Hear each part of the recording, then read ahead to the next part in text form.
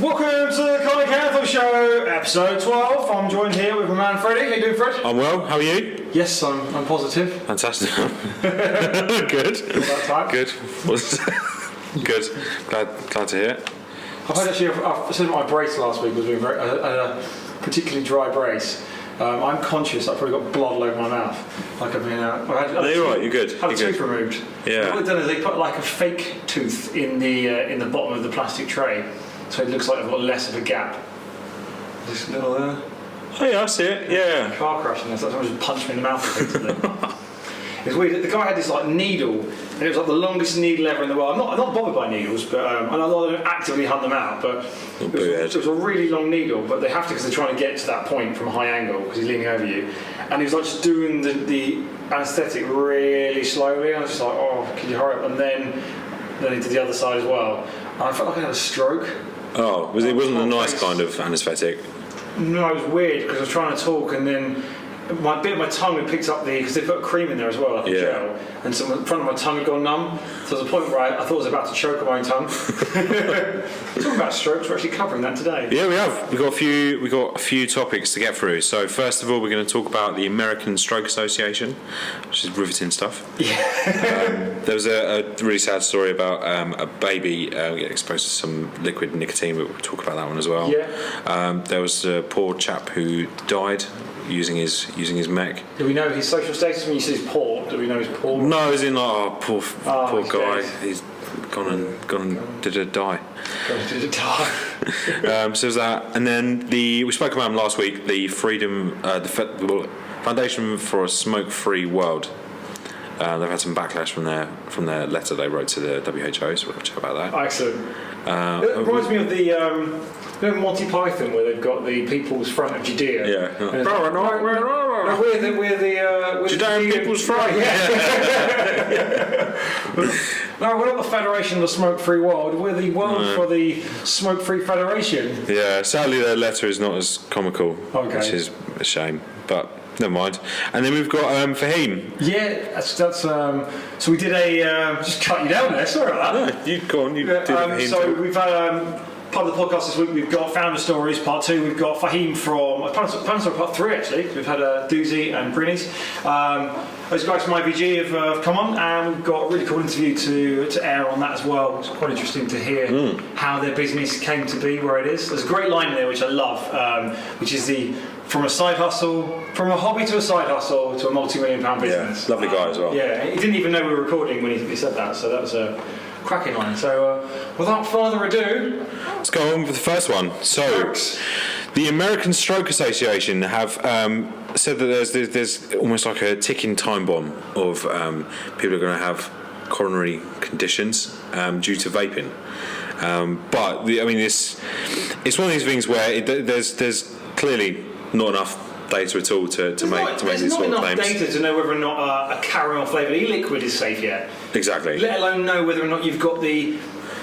Do you know anyone who's had a stroke under the age of 50? No, so that's 50 years of life living. Yeah. Vape's been around for 10, 12 years. On mass market scale, probably about 6, 7 years. Yeah. How on earth can they draw any inferences? Is it almost like they've gone around to see all the people that have had strokes and gone, oh, do you vape? And a couple of them have gone, yeah, I'm trying to be healthy, I've quit smoking. Oh, right, there we go. Vaping caused that. Yeah. I kind of imagine they just going around to like bodies at the scene of deaths. And the one upside of having lost both my parents, I can quite execute dark humour without. Oh, that's really sad. People lose their parents. I lost both mine. But they just go around and they just fill the pockets and they go, oh, he's got a smock alien there. That's what did him. Was a smock alien got him. It's just. You come up with a really good point earlier on. The 100% of people who drink water will die. They will. That is a fact. That is you can count on that one. It's just I don't know how they can draw any conclusions. No. If I'm honest, it sounds like when I was reading this, it sounds like they've just looked at it and gone, right, it's causation and correlation, isn't it? There's a big difference. Is it perhaps that people who smoked, it's usually from sort of economically deprived areas and things like that. Yeah. So they have a higher sort of proportion of people who smoke. So is it then that they also have other unhealthy lifestyle choices? That's exactly. Which then cause strokes. And it's just like, it doesn't really... Well, so we put a video out for this, didn't we? So the Daily Mail, all their incredical journalistic wisdom, the article was you have a 70% increased risk of having a heart attack or a stroke if you vape. But they didn't draw any context as to 70% more than who. Yeah. 70% more than a smoker? Yeah? No, of course it's not. 70% more than a non-smoker, that's what they should have been. They should have been more complete with their data. But the actual statistics show that you are 300 to 450% more likely to have a heart attack or a stroke than a non-smoker if you smoke. So if the fact is that they say vapers have a 70% higher incidence of strokes and heart attack than a non-smoker, well then that shows a massive reduction. That shows a huge reduction. It shows you are, rather than being 3 or 4 times more likely to have a heart attack or a stroke if you smoke, you're 0.7 times, you're 70% more likely, so you're less than 1 time more likely to have a heart attack or stroke if you vape. That just seems like a good thing. I mean, yes, of course, there's still going to have people who, there's still a higher risk of heart attack or stroke, potentially based on if that study is correct, but that's way, way less than smoking. It's harm reduction is what this was all about in the first place. I look at these things and I'm really tempted to do more. I see the articles, I message you, I could do a video on this, because I think there's so many people who run vape shops who get hit with these kind of comments and questions on a daily basis. And it's probably good to know the right things to come back at, but there is no evidence to suggest that. I think what they based it on was it's to do with the fact there was a vasoconstrictor or vasoconstrictor or something, the nicotine aspect. Yeah. And nicotine's a stimulant, but then you could say the same for coffee as well. Yeah, exactly. So it's all about how you frame the statistics. You could look at those statistics and you could frame them completely differently, and it would give it a positive spin. Yeah. Like, have you seen the thing where there was a psychologist, Sven Tversky, and he did this study where they got what's his name again? Eamon Tversky. Is that 2 words or 1 word? Or? Tversky is one word. Okay.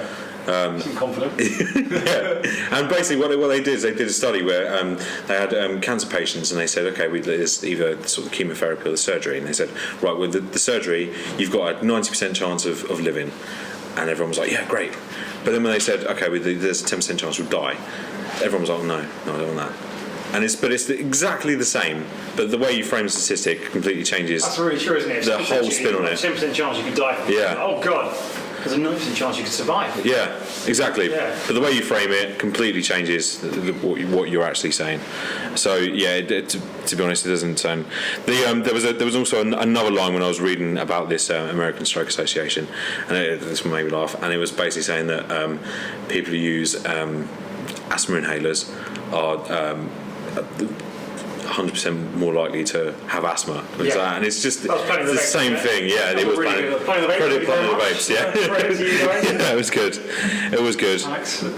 And then I think that's all for that one. Really, I think we've wrapped that one up. Yeah, it's just I think I wanted to talk about it because I think for those people who get asked those questions, it's useful to, especially if we try and push this as a B2B podcast. Just some of these things are nonsense. We know they're nonsense. You've got to be open-minded to the fact that there could be dangers to things that we do, but the statistic, and they don't put that statistic in the same breath. They're looking at it from a perspective going, right, you've never smoked before, you've taken on vape as a hobby because I've read an article in a paper that says kids are dueling now. Yeah. That's kind of how they've approached that, rather than going, actually, but taking it into a broader perspective, you have a much, much lower chance of having a heart attack or stroke than if you were a smoker. That's where the statistics should be looking at. And that it's frustrating because that makes people have this perception, as I said in my video recently, is that the inference is personal when you read an article when it hasn't got the full details in there. You have a smoker reading going, I said smoking was more dangerous, vaping was more dangerous than smoking. And it's like, no, you're wrong. And this article's wrong written as well. Wrong written. Is it a mistruth, or is it, when it's a phrase, when it's an untruth, or when it's not particularly accurate. And there is that statistic that says 30% of smokers, when asked why they haven't used vaping yet, it's because they felt that vaping was more dangerous. It's like, you're mental. But I understand if you absorb everything you read in the media, why you have that perspective. And that's the real danger of those articles, because they are dangerous. They're furthering this idea that vaping's more harmful than smoking. And so they go, oh, see, I could have a heart attack or a stroke. It's like, no, but you can have a heart attack or a stroke from smoking, and you're much more likely to do that. Do this, and it's reduced. Then the next stage is bin that off as well. And it just really doesn't surprise me that when you see that study where it says 30% of people wouldn't try vaping because they thought it was more dangerous, and it's because how people actually consume news these days, it's usually through their news feed on Facebook and things like that. And a lot of these articles you see pop up, and there's no accountability, there's no credibility. Read the headline. Yeah, exactly. Just scroll through, maybe look at the comment section for a giggle, and then that's it. Move on. Yeah. And it is bad. It's clickbaity, aren't they? Yeah. I've mentioned this before. I saw someone once say, "Oh, I read the media." They said, "Where'd you get your news from?" They went, "YouTube and Facebook," and that is it. That's why. Yeah. Topic 2, and this was the baby that was a nicotine gate. And this is the thing, is I didn't want to do this. I said, it's rough. I didn't want to do this as a video, like as a slam down, because I thought it wasn't. You know that Piers Morgan and Ben Shapiro interview? With I do that. Standing on the graves of babies. Like, how dare you? And I didn't want to be Piers Morgan or Ben Shapiro. I don't know which one I didn't want to be. Neither. I get no platform. Deplatformed. Let's talk about this one. The article, the coroner said explicitly, and so if anyone gets asked this question on the podcast, the coroner said explicitly, he explicitly refused to give out information in too much detail. That's what the article says. The coroner refused to reveal too much detail, other than the fact that it was liquid nicotine. Didn't say it was e-liquid nicotine. No. And the papers have gone, oh, e-liquid nicotine's used in it, e-cigarette products, killing a baby. And it's like, right. So Australia has some of the most toughest restrictions on e-liquids in the world. You can't buy nicotine, basically. So if the idea is let's ban e-cigarettes, people can die from it. Well, they have banned it, and people have died from it. Yeah. I don't know of a baby in the UK that's drunk e-liquid nicotine or liquid nicotine and died. I'm sure in the past 50, 60, 70, 80, 100 years, where liquid nicotine has been available for an awful long time, way before e-cigarettes. Might have happened, but this is the thing, and this article again, they jump straight on this and go, no. And I do wonder, partly, is this because it's behavioural? I do wonder whether or not how much AI goes into some of these articles. So do they, just as a business would have AI that tweaks a message in an email shot or email campaign, is the news article tweaked as well? That said, it comes through, if you type into Google News, it comes up, but it's what we find on our feed, so that's just waffle. But the idea that a child drinking liquid nicotine has got any relationship to an e-liquid necessarily is and as you said yourself, you talking about Chinese liquid nicotine. Yeah, for me, I think this is when the problem when you have a black market for products where you can't get nicotine legally in Australia, so you're never going to find the availability to find it in unsafe strengths is a lot higher. Where the close proximity to China, an awful lot of nicotine that comes out of there is like super high strength. As a manufacturer in the UK, the most common strength of nicotine that you'll get to work with is like your base ingredient, it's like 72 milligram. Right. And then you commonly see in China like 100 milligram, 150, even 1,000 milligram sort of strength concentration. Is that easy to buy if you wanted to buy it in? Oh, completely. Yeah, you could go today into a Chinese lab, find them through DHgate or Alibaba or something like that. Yeah, you just go through your inbox, and you'll find them and they'll ship it to you. You may not get it may not land through customs unless they put something funny on the form. But it's definitely available, and that's my worry is that, and that probably explains why people will get hurt when you don't have the adequate regulation in place, is that then you have this black market, people are importing or trying to get their hands on unsafe products, and then unsafe things happen. There isn't a single credible shop in the UK where you could probably buy 72 milligrams of nicotine. No, nobody sells it. Not I've seen it anyway. Yeah, and I'm sure that people do have it. I heard of people doing it, but you're not going to walk into one of our stores and walk into an e-cig wizard or wherever and get that over the counter. No. But again, these articles paint the picture that e-liquid's dangerous, or I better not leave my 3 milligram smuggling berries or whatever lying around because my child drinks a dip of it, then he's gone for a Burton. Yeah, you puke it all up. You've got to think, okay, so there's someone here who's been hugely irresponsible, has purchased liquid nicotine for whatever reason we don't know. The coroner explicitly said he wouldn't say, which is interesting because if the coroner wanted to be, create scare tactics, he'd have gone, God knows what the reason is. Yeah. But the papers have had a field day and they decided to add their own ending to that story, and it's sad because it's a difficult one to have a conversation about because people go, it's a baby dying, it's terrible, it's awful. Yeah. But it's hard to, if it's liquid nicotine, it's pointless. Yeah. If it's an e-liquid, fine, to be really honest. I kind of think I should bring my baby on the show and just here you go, George. Here you go. Happy to test it on my own children. Sweet tobacco, 12 milligram. This is the bit where I get no platform. It's more nonsense. Not nonsense that someone's died. It's just how newspapers can run that story again. You're not going to get those products, and there's no information on it, and it's really hard to. I mean, look, we don't know that is what has happened, but with the current state of the regulation out there, it's completely. It's not feasible that could happen. It highlights really the danger of over restrictive regulation. Yeah. You ban stuff. You don't change. This is like the whole drug dealing situation in anywhere in the world. The war on drugs has been lost. Yeah. It was lost long ago. It was lost long before the CIA started allowing shipments of drugs to go back into America. But it's lost because you can't get rid of demand. You can't uninvent demand. It's like nuclear weapons, isn't it? You can't uninvent a nuclear weapon. And with drugs or with any product, consumer product, and I don't want to declare this to drugs, that's a bad way to go, but there's demand there. People would rather vape than smoke in certain countries and certain places. It saves them money unless you're going to go crazy and spend silly money, but the demand's there. Cutting off supply, legally, is what it's going to do. It's not going to stop supply elsewhere. No. And it just sort of further highlights what we spoke about last week. Even liquids that were supposed to be nicotine-free were containing nicotine in liquids that were tested in Australia. Yeah. And it's because there is this... The regulation, there isn't regulation about making high-quality products. Yeah. Which would be a really great thing to do. Make high-quality products. Yeah. We'll sign them off, pay your licence fee, we'll test them, and we can sell them in your shops. And then we have a nice controlled marketplace where we earn revenue from. No. We're going to pretend nothing's happening. Yep. It's backwards. Yeah. Very backwards. So, swiftly on to the next one. So this was the previously referenced poor chap who died. Oh, the poor chap, the guy. Poor chap. The economically restricted individual. Right. This one I think is a bit dodgy. Right. Yeah. I mean, look. Again, I'm not going to deny that someone's had their face blown off. So the few points I wrote down were these. Apparently, he'd never vaped before in his life. He had a mech mod, and if he had a mech mod that went off like that, I would assume it's probably got a rebuildable top.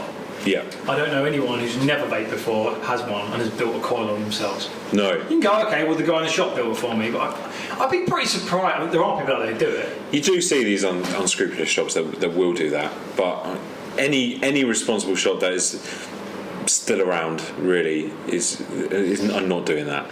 And the amount of times that we as a business will invariably sort of talk ourselves out of a sale because we don't want to sell something. You don't want to be the shop itself said no, we've never sold him that. Yeah. And the shop denied something. They would probably do that if you blow in someone's face. But I'm sure they'll probably be looked at and they have to be able to prove if they haven't got that product in stock, then they can. But I mean, it's not your general. I mean, as soon as someone goes, I've never vaped before. Well, he didn't say that because apparently he's had his head blown off. But his nan said it. His nan said, "Oh yeah."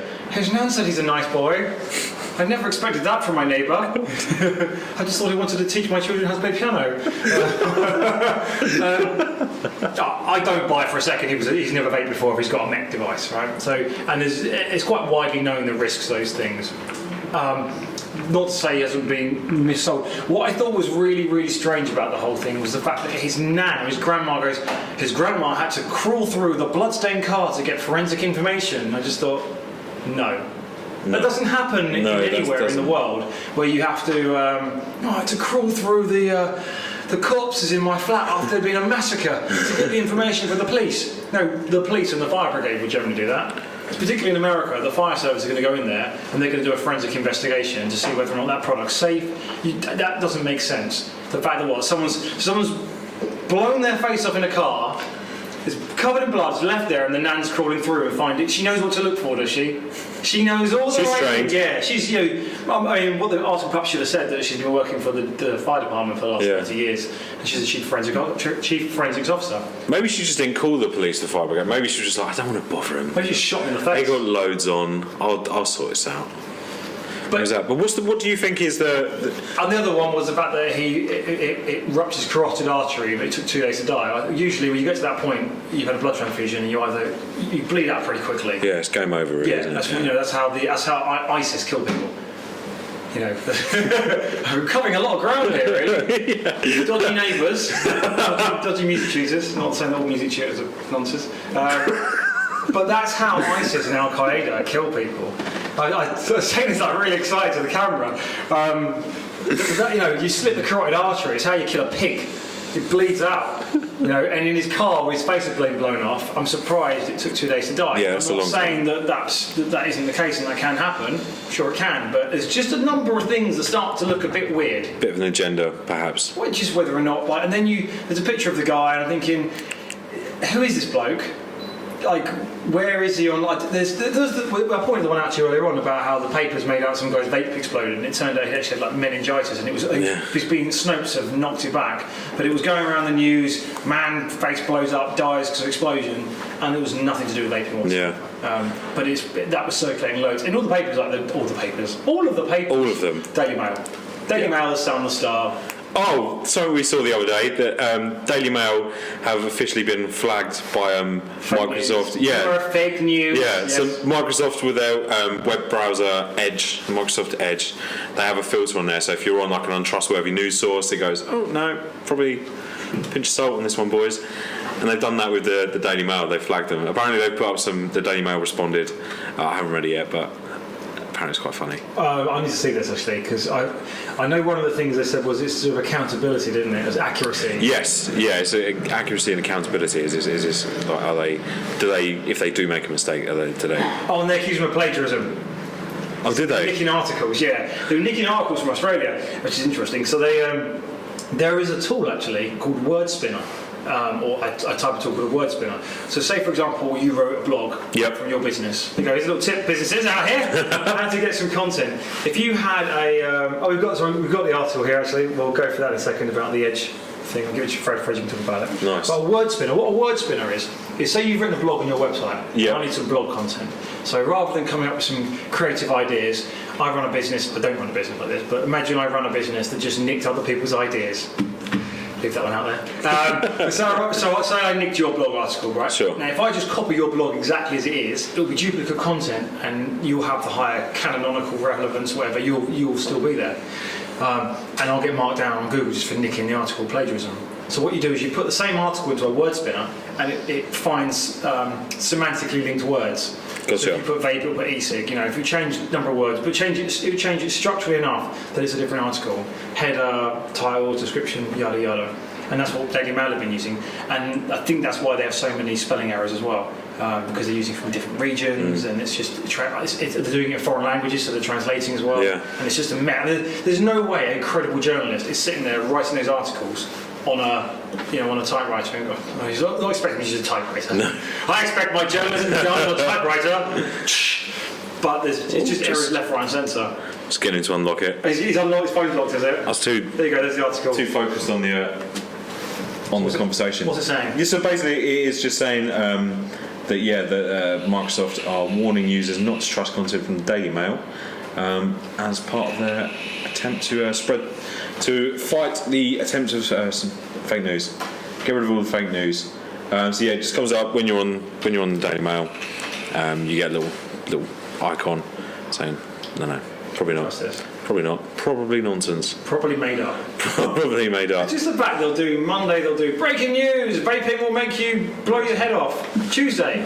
Vaping's been shown to help people reduce the risk of smoking. Wednesday, vaping killed my baby. Did you see that was the because again you did another video in the week about another bit of Popcorn lung. Bit of Daily Mail journalism. I think that was the Sun, the popcorn lung. No, the other one, the CBD one. Oh, the CBD And again, shelves, yeah. can't really seem to back it up or find any information about it. And someone, I have seen a few. Someone. I'm waffling now. I'm stuttering like a stuttering man. stutter. Someone copied me a link on UK Vape Deals. Thank you for this. So showing me the European Food Standards Agency article.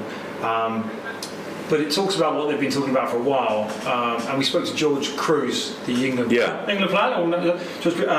We asked him about his take on it, and I think it goes back just to the novel food situation anyway with CBD isolates, where CBD isolate is a novel food, therefore it can only be in e-liquids and can't be used in a drop oil. But as we understand it, we think that for those companies out there who are worried about this, if you put a novel food application in, you can continue to sell it in the meantime. We do need to double check that, but that's something we've come across today. Yeah.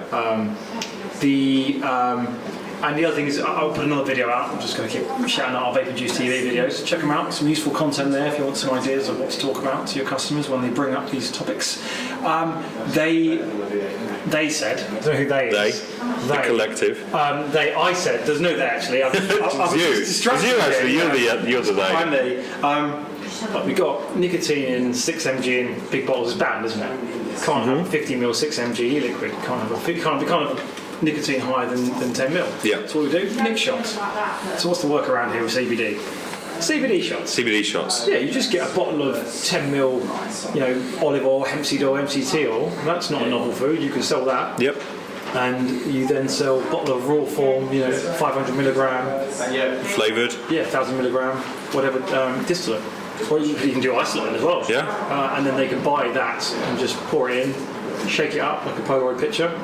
And it's always the way around. Yeah, that's the workaround, isn't it? I think. I'd say so. Cool. So that's Daily Mail slammed. Next one is the. Front of Judea.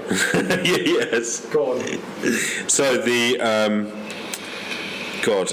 Foundation for a Smoke-Free World. So we spoke about it last week. They sent letters to the World Health Organization saying, "Oh, we've got some useful information. You should probably get some member states involved in it."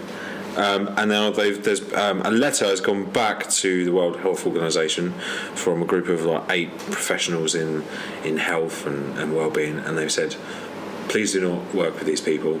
It's basically the FSFW is a Philip Morris funded entity, right? And their concern is that they're just going to use this as a platform to push their. So they're not products. independent. So. No. It sounds like that's what they're going to do. Is they're going to push things like the IQOS. That's Philip Morris as well, isn't it? Which is a heat not burn tobacco product, and that's ship hacks. Basically a ship hacked. So they've had some backlash on that. So did the World Health Organization publish that today? Did they? I don't think they've published the letter. I think the people who've sent the letter to the World Health Organization have said, look, we've done this because we don't like it. And I get it, it makes total sense. You don't want, do you really want big tobacco trying to lead the charge? So they're trying to create a credible organisation that they can then be behind and lead. I mean, it's quite useful if you had your own organisation. It's actually lead lobby then, isn't it? Yeah, but wasn't it's the same sort of thing, wasn't it? The in America you had the something to do with sugar, and it was actually I can't remember what. Big Sugar. Big Candy. Yeah, and they were pushing papers in medical journals in America saying. Well, that was the one with the aspartame. Yeah, they were the ones who funded the research, or they paid I forget the doctor's name now, but he was massively debunked, and it's still a thing now that people still believe this aspartame, story that came about in the 90s. Was it the late 80s or the 90s? That was funded by Big Candy. To make out that saccharine and sugar-free alternatives were cancer-causing. But we know that things like sugar is a contributor to cancer. We know that certain there's a number of products. I think to be fair, most things probably can be linked to cancer at some stage. Probably. These cups that we're drinking out of, watch out. But they were the ones that funded that article. The guy got binned off by the British Medical Journal. He was struck off as well, actually, as a doctor. but they've go at a dodgy past. A lot of these do. It's we noticed in the early days of vaping, didn't we? There was loads of these articles. The question was, who funded this article? And it'd be some weird college in Middle America somewhere that no one had ever really heard of that backed the report, and it would usually then you'd find the train was from an organisation that was funded by a smoking cigarette company or by a pharmaceutical company. So tons of a good example. Actually, talking about these, how these stories get spun as well. We did the popcorn lung thing. Yeah. The popcorn lung was we had a crazy week for articles actually in the press. Been great content to knock out videos, but that popcorn lung thing, for example, that come about. Harvard in 2015 said, diacetyl can potentially cause popcorn lung. The same article didn't link it to e-cigarettes as well. It was then taken from that, and I can't think for the life of me now which organisation did it, but the media then ran the story and said, diacetyl's found in e-liquids, that's a great story. Someone's obviously made that link somewhere. I don't know which organisation made the link from that Harvard research. The Harvard research itself, going back to the popcorn lung, said we're talking 10,000 man-hours, 10,000 man-hours to get popcorn lung, or 10,000 man-years. It was crazy. In the factory. Yeah, it was like less than 2% had picked up a respiratory illness, of which only a small percentage of those had it in any particular chronic way. There's a spectrum of that. Yeah. And regarding cigarettes, which have got 300 to 700% more diacetyl in than an e-cigarette liquid that had diacetyl in, that has been shown to not be enough diacetyl, even with long-term smoking, to cause popcorn lung. It just seems crazy. It seems that every year, at least once, this diacetyl popcorn lung story gets regurgitated. And this was something that was dealt with, like, the first time it came out, everyone was like, okay. And to be honest, even though there was really no evidence to suggest that it is actually going to damage you in the microscopic quantities that anybody would ever consume it in, the industry was like, okay, fine, let's get rid of it then. And then you saw big flavour houses like Capella launch their V2 range, and it completely got rid of all of those things. But still, it still keeps sort of coming back. And you look at all the products that go through TPD testing, the actual restrictions are so tight, and the tolerances of, like, you can have a flavouring that is safe, but then you put it over that, there's like a tiny threshold, you increase it by the smallest amount, and then it fails the testing that the TPD goes through. But it just seems every year we're going to have and I'm sure we'll probably talk about it next year, where the story makes the rounds again. Could you imagine if you could, evidence. You could say, look guys, we've debunked popcorn lung, we've debunked nicotine, e-liquid, we've debunked half of these things. Can you stop talking about them? There'll be nothing in the papers to talk about. Yeah. But that's that. That's all right. You can walk through. It's fine. We like it. It makes it much more lifelike to have people come through. Cool. And then so that leaves us with interview with Faheem. Yeah. We've got a podcast with Faheem. We tagged onto this video. I don't know how our team are going to do it, but interesting story. Really good. It's nice speaking to these companies and finding out how they started their business. I like that. I think the quote he used was from a side hustle from a hobby to a side hustle to a multi-million business. They've done really well. Yeah, I definitely think so. I think it's their idea is all about love, doing things with love, talking about core values and things. So if you want to find out how those guys set up their business and what their story is, check out the podcast. I think it's really interesting. It's nice stuff. Everyone's got their own story. And especially for the vaping industry, a lot of people's story is the same story. I used to vape, and then I that. So it's a hobby. But IVG also available on Vape and Juice wholesale. Yeah, it's cool. Good plug. So I'm going to end this podcast now. We're all there of my video man. It will go in now. I've been shown a sign. Don't know what that means. That's where IVG will be inserted. Where you're talking about there. So I don't know if you want to throw any quick little announcements. Quick announcements. That's where we go into it. Okay. That's what I was trying to say. All right. We can. You guys didn't look at me earlier. I was like, and also IVG get involved very much in the esports charity campaign. It did. They've sent loads of prizes, and there'll be tons of stuff for you guys to get hold of. Check out really cool stuff. Yeah, we'll put the link up. It's the esports charity raffle. So if you're a consumer or you're in the industry and you want to do something good, check out our link. It will be tagged on the screen now. Click that and you can get involved in the raffle. We've got CBD raffles, DNA mod raffles, all sorts of things, and IVG liquids, Doozy liquids, Greenies, South Coast Clouds, tons of stuff. Dinner Lady, SBC. Pink Label, shed loads of stuff. So thanks for watching. I hope you found this interesting, and subscribe to us in the link below. And we'll join you next week for another Cotton and Kanthal podcast. Lovely. Spat Cheers. the camera. So we've been told as well.